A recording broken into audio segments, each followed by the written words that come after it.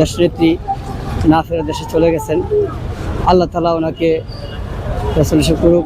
দেশের এই পরিস্থিতিতে দেখেন, এই এত শীত, এত তীব্র শীতকে অপেক্ষা করে মানুষ সবাই রাস্তায় নেমে গেছে এর জন্য যে দেশনেত্রী মাকে একবার কাছ থেকে এই হসপিটালে, এভার কেয়ার হসপিটালের পাশে সবাই আসছে। এখানে অনেক ভিড় সেই ভোর থেকে। তাই সবাই দোয়া করবেন, আল্লাহ তাআলা ওনাকে যেন বাঁচাতে নসিব করেন এবং মা ফাতেমা রাদিয়াল্লাহু তাআলার সঙ্গে যেন ওনার কবরের সামনে যেন উনি হাজির নাজির হন। আল্লাহ তাআলা যেন ওনাকে বাঁচাতে নসিব করেন।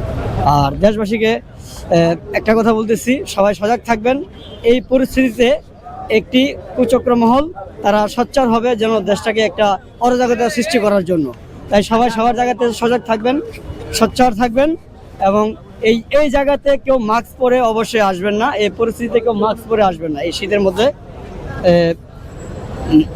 দেশের যে একটা অবস্থান, এই অবস্থানকে ঠিক রাখার জন্য এখন মাস্ক পরে কেউ আসবেন না, কারণ এখানে মাস্ক পরে আসলে কে কীভাবে আসতেছে চেনা যাচ্ছে না এই পরিস্থিতি। তাই হসপিটালের সামনে কেউ মাস্ক পরে আসবেন না। সবাই দেশনেত্রীর জন্য দোয়া করবেন।